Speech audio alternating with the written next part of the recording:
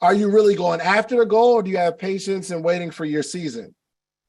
We hear it a lot where, okay, I'm waiting on my season. Or if something negative is happening to you right now, we consider that, oh, well, it's just not my season. This is the best way to execute, having a goal with some numbers attached, a written out proposal, and then let's kill all that other stuff. We're going to have to kill something inside of us that's keeping us from success. There's something there. We're going to have to go on a killing spree. Why do I love being intoxicated so much? And why do I do it so often? Why am I in this toxic relationship? Why am I attracted to toxicity? Why am I so attracted to self-hate? We're going to have to kill some stuff. It's going to be some activities. Why do I love this so much? We've got to kill it. A true sacrifice is killing something you love, a true sacrifice. So we got to find the things that we love that are killing us. And we got to kill it before it kills our chances of success. 7:45 a.m. Catch me on the morning meetup, hosted by David Shanes. Let's jump into today's conversation, okay? My theme or mantra, I got two words that I am living by this year. It's execution and patience. It's execution and patience, which I guess seemingly they could be contradictory terms. Execution, meaning we're going. Patience means we just have to, it's coming. So it could be like contradictory. Like, are you really going after the goal, or do you have patience and waiting for your season? So we hear it a lot where, okay, I'm waiting on my season. Or if something negative is happening to you right now, we consider that, oh, well, it's just not my season. Or we look at when things are going good, oh, this is my season. But what's going on the outside in terms of results or what you see, it doesn't dictate whether this is your season or not. You cannot have all, do you know, I don't know. I don't know what would happen, but I can imagine it will be very, very dangerous if the world was full of springtimes. Imagine spring feels really, really good, especially certain parts of the country. Does anybody know what would happen if there was all spring? There was no fall, there was no summer, there's no winter where it's really, really cold. Winters get really, really cold and it's uncomfortable. Or summertime, it's really, really hot and it's uncomfortable. We would prefer all spring, beautiful. But I can imagine, I said sneezing all year. There is a purpose for the spring. There is a perfect purpose for the fall. There is a purpose for the summer, and there's a purpose for the winter. But it all makes it make sense. That's what completes a life. We cannot and we should not want it to be all one season in our life for the rest of our lives. It can't always be comfortable. So this is what life is about. And my theme this month this year for me is exercising execution and patience. Let me give you the definition first of execution. It's the carrying out of putting into effect of a plan, order, or course of action. The definition of execution is the carrying out or putting into effect of a plan, order, or course of action. Which means if we are going to execute, it's going to be preceded by having a plan to put into effect. Let me ask you, do you have a plan that you're putting into effect? Put it in the chat. Do we have a plan that we're putting into effect? Now, before you say, yes, I have a plan, do we truly understand what a plan is? I'm not talking about, okay, this is my goal. Some people will mistaken a plan for some stuff that you want to do. Like we're mixing the plan and the goal. I plan on being a multimillionaire. That's your plan. But that's not a plan. That's a goal. You understand? So what is a plan? A plan is a detailed proposal for doing or achieving something, or an intention or decision about what one is going to do. Number one is a detailed proposal for doing or achieving something. So we want to execute, right? The definition of execution is carrying out of a plan, putting a plan into effect. But an actual plan is a detailed proposal for doing or achieving something. So my first question was, do you have a plan? And most people say, yes, yes, yes, I got a plan, but is it a detailed proposal? And you said, hey, here's my plan. I need $100,000 for my business, and I am going to turn that 100,000 into 20 million. And they said, well, what's your plan? Well, the plan is to turn 100,000, your $100,000 into 20 million. And at 20 million, I give you 10 million because you gave me 100,000. They would say, hey, what's your plan? And you say, well, I don't think you're listening. I don't think you hear me. My plan is to turn 100,000 into 20 million. What is the problem? There is not a detailed proposal. So if we are going to execute, the reason we're not executing is because we don't have a detailed proposal. There's no details in our plan. Our plan is simply a goal, and that's dangerous. So I hear something, Bryn. I don't know if somebody's off mute or maybe My fault. Yeah, I'm off mute. Okay, no worries.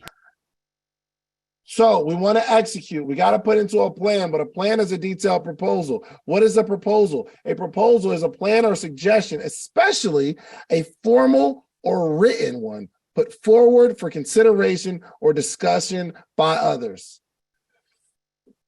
All right, just stick with me for a minute, okay? I'm trying to get you to a place, okay? What is a detailed proposal?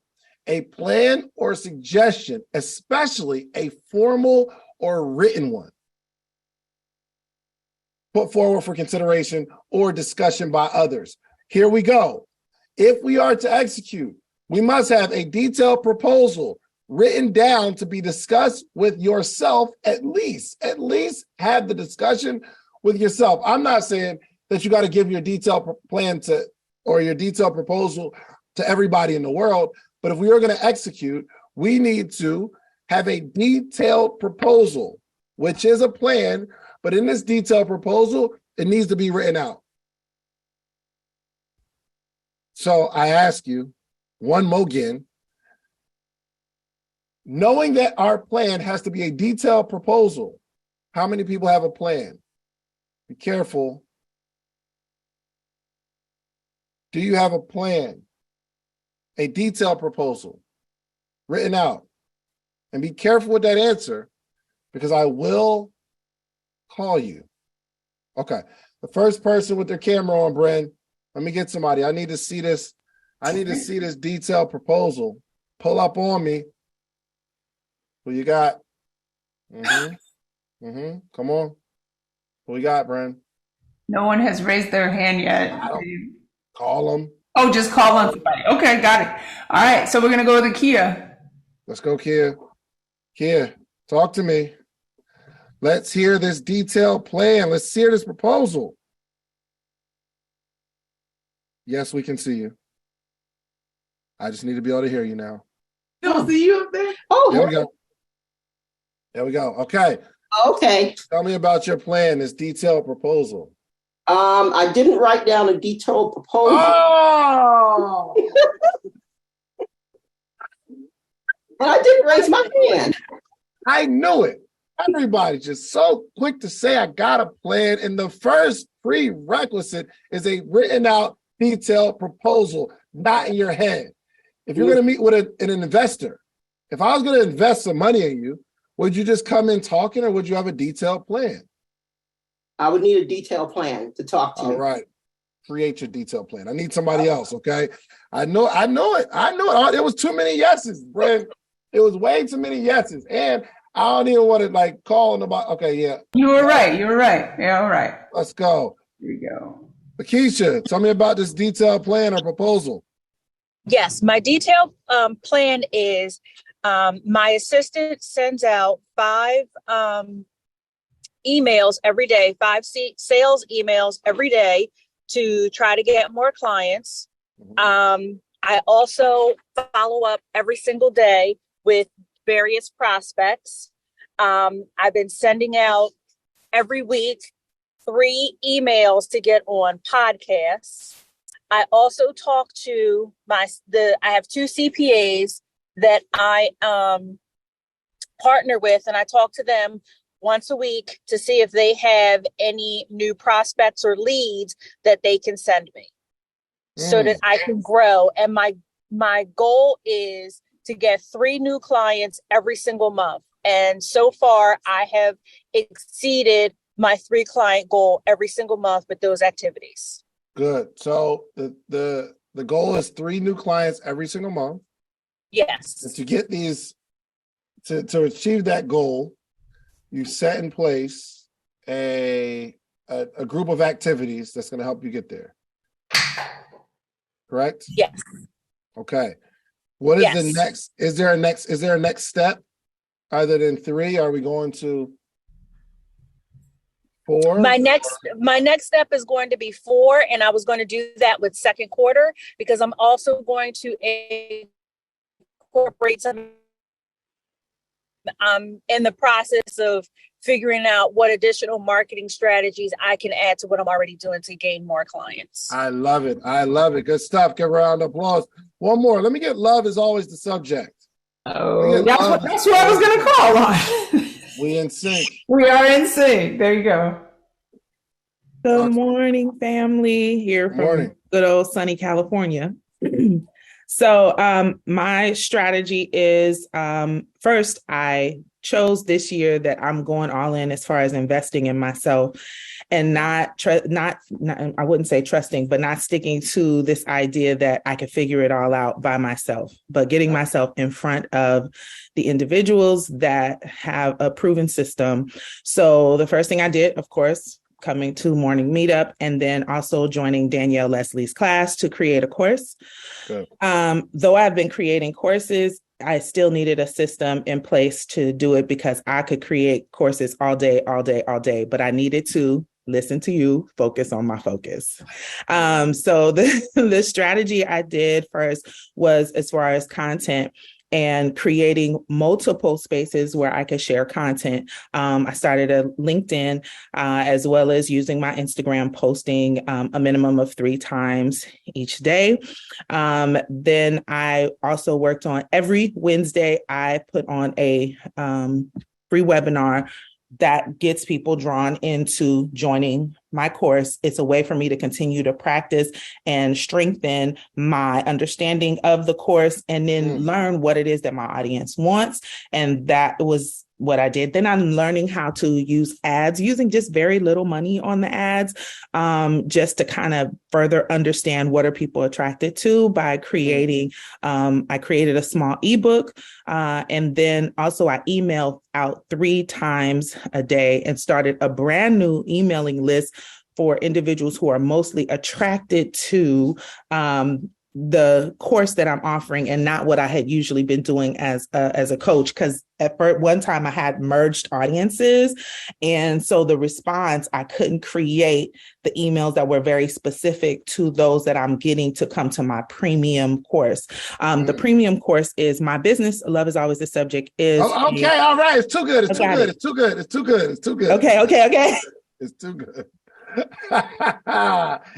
Goodness gracious, spoken like a true multi-millionaire. Golly. Yes, you are going to be super successful as long as you stick to that plan. I needed that. Thank you. Oh, I love it. Do y'all see? Okay, you put your hands out, Brent. Okay. Y'all see? There's a difference between, okay, I got some stuff I want to talk about, but a detailed proposal. I want you all to today create some sort of detailed proposal that if you were going to take to an investor about your business, would they buy into it? That's how I want you to propose this plan to you. So here's the thing. If we are going to execute, we must have a detailed proposal written down to be discussed with yourself at least. At least discuss it with yourself, okay? But here we go. Number one, we must have a specific goal in mind that incorporates numbers. We must have a specific goal in mind that incorporates numbers. Your goal should have numbers attached. The goal for the thing should be a number, time, number. There needs to be a number. I am going to get 3 new clients a month, 30 days. Those are 2 numbers.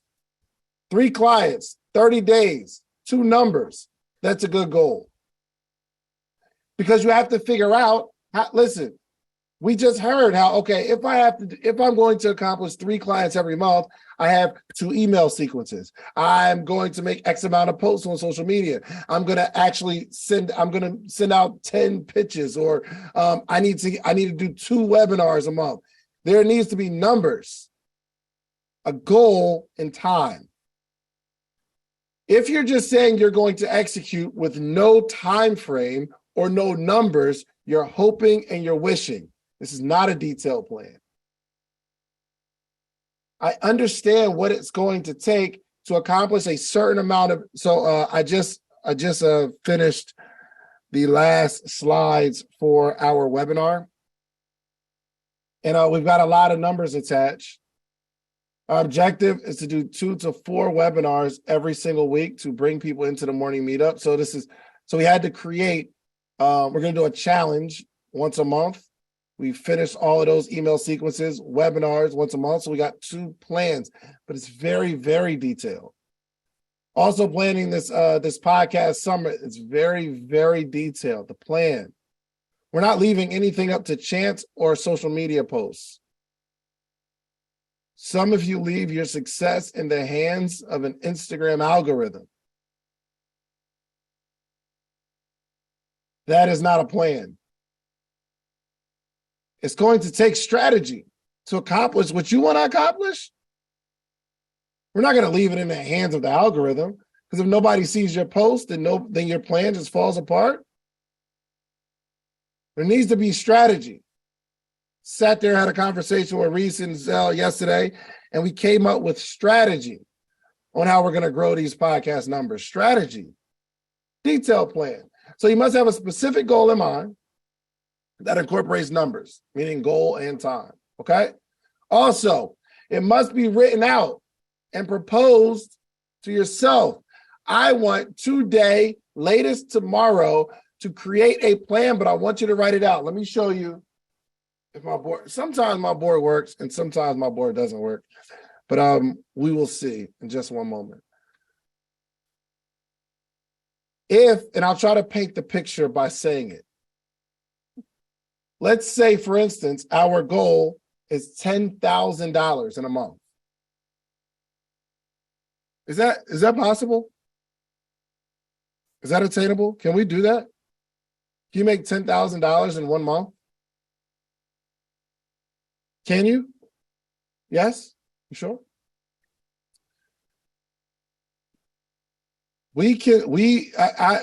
Making $10,000 is in 1 month. I think we all agree that is possible. Why? Because we've seen other human beings make $10,000 in 1 month and much more, right? But let's just use the number 10,000.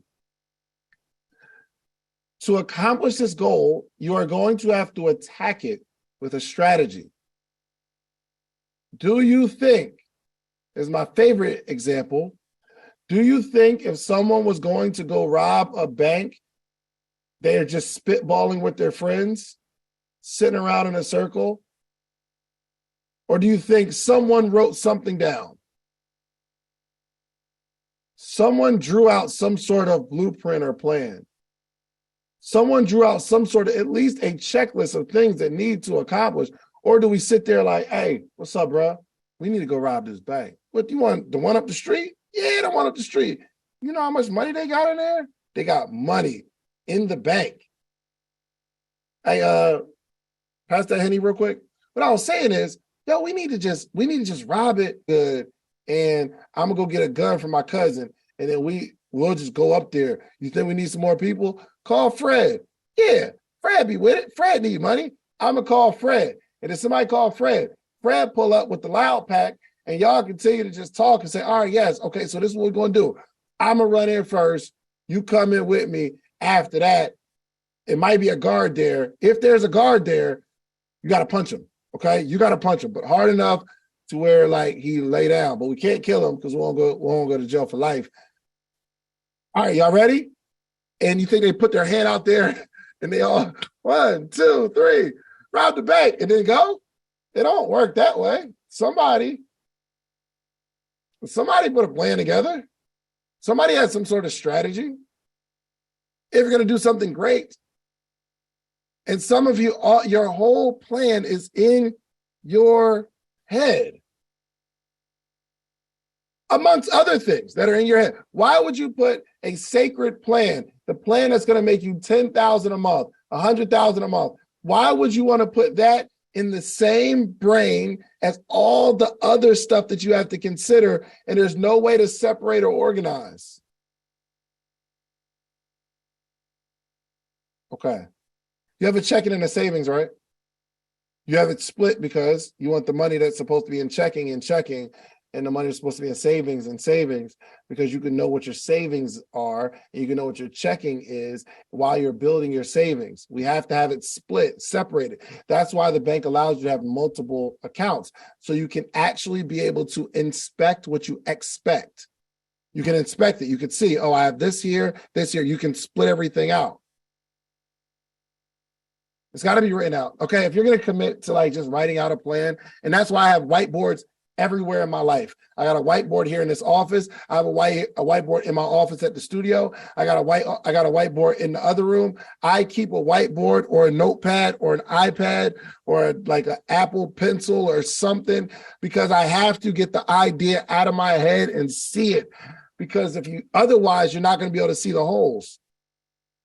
There are holes in the plan, but you can't see it because you can't grab the stuff out of your brain and start moving stuff around. You need to see the plan. You need to see it. I don't know if anybody ever did this exercise. You ever be considering maybe like breaking up with somebody, and you write on one side the pros and on the other side the cons? You ever did that or something like that? You know what I mean? You ever write that like you could, okay, treat me good. You buy me food when I'm hungry. He cheat a little bit. He gets angry. Always hanging out with his friends. In our heart, we love that person. But when we can see it on paper, we're like, yo, what am I thinking? That was just an example. You ain't ever had anybody cheat a little bit? It ain't none too crazy. We got to get the stuff out of our head, okay?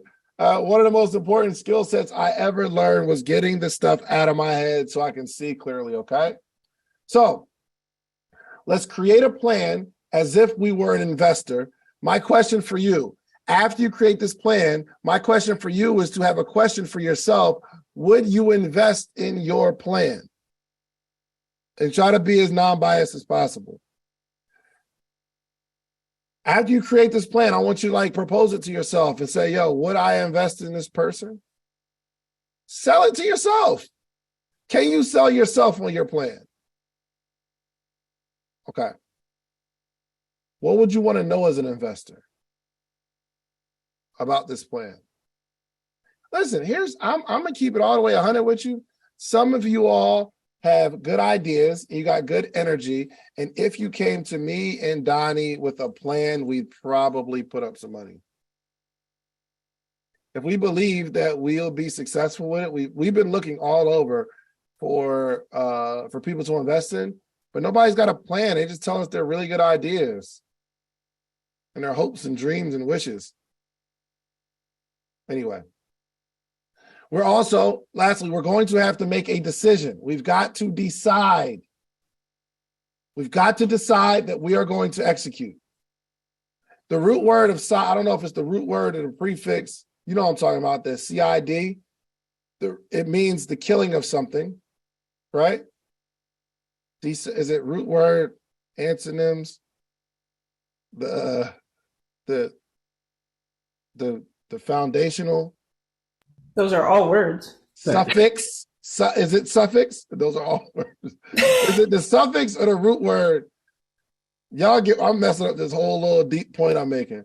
But decide means the CIDE part means the killing of something, like suicide or pesticide, or give me another side word, Brand. Patricide. What? It's a thing. I'm pretty sure it's not a thing. It's for your parent. Yeah, your parent. It's a real thing. Homicide, genocide. Yes. Yo, get out of here, Brent. Making stuff up.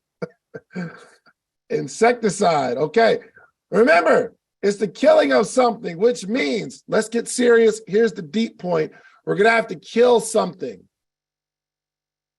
Something in our life is going to have to die when we decide, meaning you have two paths. If you are going to make a decision, you are going to decide on path B. You're going to have to kill path A and not keep holding on to it. We are going to have to create a focus if we are going to execute. There has to be a focus. But like we literally have to kill something. We can't just like put it away. We can't put it on the back burner. We are going to have to decide, meaning this is the best way to execute, having a goal with some numbers attached, a written out proposal, and then let's kill all that other stuff. We're going to have to kill something inside of us that's keeping us from success. There's something there. We're going to have to go on a killing spree. Why do I love being intoxicated so much? And why do I do it so often? Why am I in this toxic relationship? Why am I attracted to toxicity? Why am I so attracted to self-hate? We're gonna have to kill some stuff. It's gonna be some activities. Why do I love this so much? We've got to kill it. A true sacrifice is killing something you love. A true sacrifice. So we got to find the things that we love that are killing us. And we got to kill it before it kills our chances of success. Execution and patience. Now, we are going to execute, meaning we are going to have laser focus on a plan. We're going to lay out the plan. Our goals are going to have numbers attached to it. We're going to write it out. We're going to check off stuff on our list. We're going to draw it. Okay, this is $10,000 a month. We're at $1,000 a month. And we have to draw out a plan, strategy, going from the 10,000, what has to be true to accomplish this 10,000? Okay, A, B, and C has to be true for me to accomplish this $10,000. What has to be true for me to accomplish A, B, and C? Here we go. If I'm going to make $100,000 a year, what has to be true? It has to be true that I make an average of $8,300 every single month. That has to be true for me to make $100,000 a year. What has to be true for me to make this $8,300 a month? Well, if I have a $100 product, I have to sell 84 $100 products. It has to be true that I sell 100 $84 products for me to accomplish this $8,300, $8,400 a month. And if that's true, I'll make $100,000 a year. What has to be true for me to sell my $100 product 84 times? Well, through activity and through our plan, we say we are going to approach 1,000 people. And then we'll start seeing a ratio. Out of every 1,000 people I talk to, 100 people buy. Wow, isn't that interesting? All I need to do, the only thing that has to be true for me to sell this $100 product 84 times is to approach 1,000. And if I approach 1,000, I'll make 84 sales, which means I have to contact 1,000 people. If this is true, everything else takes care of itself. This is planning. Okay, what has to be true for me to contact 1,000 people? X amount of posts, X amount of podcasts, X amount of doors being knocked on, X amount of joint lives, X amount of events, X amount of networking. This has to be true for this to be true. And if this is true, this will be true. And if this is true, I'll make $10,000 a month. I'll make $100,000 a month. I'll make $50,000 a month. All right, patience. So we got to execute, but I need for you to have patience, but not waiting. Patience is the capacity, let me read the definition. The capacity to accept or tolerate delay, trouble, or suffering without getting angry or upset. This is the definition of patience. I'm gonna read it one more time because I love that definition. The definition of patience, the capacity to accept or tolerate delay, trouble, or suffering without getting angry or upset. Delay, trouble, suffering, a part of success. Is it a part of success or is it something that's hindering us? Question for you. Is delay, trouble, and suffering a part of the package of success, or do we look at it as something that's hindering our success? What do you think? I've got my own experiences with this. Let me put it this way. I've never accomplished anything meaningful without a little bit of delay meaning like my expectations, a little bit of trouble, and a little bit of suffering. I've never accomplished anything worthwhile without it. Okay, do you think the podcast, let's just say, for instance, I believe our podcast is somewhat successful. Do you think it got that way without delay? Do you think that it happened when I thought it was going to happen? I had to endure some delay. Do you think there was no trouble? Do you think I didn't record some of my best episodes and it actually wasn't recording? Do you think that didn't happen to me? Do you think I didn't have to have like some tough conversations? Do you think I didn't lose money chasing this dream? I lost money on the way to this. I had to decide, I had to cut off, kill some income streams to focus because I couldn't do them both. You don't think I suffered a little bit? Or a lot of it? I'm telling you, it's a part of the package. Patience, a synonym is tolerance, tolerating everything that comes with not having what you want. You've got to tolerate it. And I'm not talking about waiting. I'm not talking about you're waiting on success.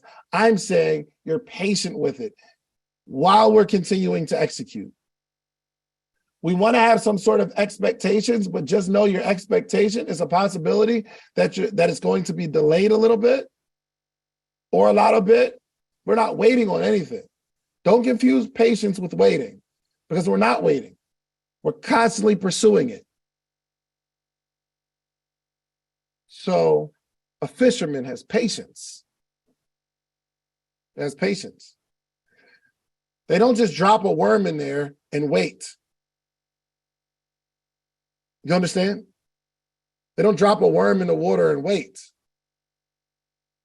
You'll see an expert fisherman moving the reel. If it doesn't happen for a while, they'll take it out, try something else, throw it somewhere. Oh, it's not working there, take it out, try it we'll throw it somewhere else. We'll try a different type of bait. Movement. Let's move the boat over here. We're not waiting on anything, but we are patient. A fisherman has to have incredible patience. But all you see is the fishing part of it. But you didn't see before the fisherman got there where he studied the particular pond, lake, body of water that they're going to be fishing in. That takes patience. You didn't see the studying of, okay, this is the type of fish in this body of water. This is the type of bait they need. And you didn't see the certain fishermen that had to go across town to get the proper bait for this particular fishing experience. We didn't see that. incredible patience. All of this before we even get out to the water. But it's not like we're waiting around, trying to get lucky. We're executing with incredible patience. Here's how we curb the patience. We make our goal based on our work ethic. The fact that we figured something out should get you excited. The fact that let me tell you why I'm so excited. I am so excited because for the last 2 weeks, I've been in the gym consistently. My initial reason for going, which is why I didn't go, is because I wanted my chest to look a certain way. And I understand it not being realistic because every time I go, I feel like it worked. But it didn't. I'm enjoying the journey of going to the gym and being silly. My man was like, yo, you need a trainer. No, I don't. Because if I get a trainer, it's going to be about the end result. I'm in here having fun. I'm just creating content. Let me have fun in the gym. It's 8:59, y'all. I love you all. We're gonna get back into this, okay? We're gonna get back into this conversation. You don't want to miss tomorrow's session. We're gonna really be talking about building wealth. I think we got Marvin Mitchell, who is a monster when it comes to income generation, and we're about to get another bag together. So I love you all. It's 8:59. I'll see y'all at the studio tomorrow. Bren, it's all you, my sister. Thank you so much. Have a great day, Dave. Appreciate you.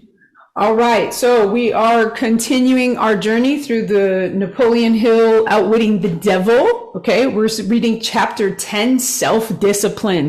You just watched this whole episode. If you like this episode, watch this one right here. Click right here. You're going to like this one if you like the one you just watched. Check it out.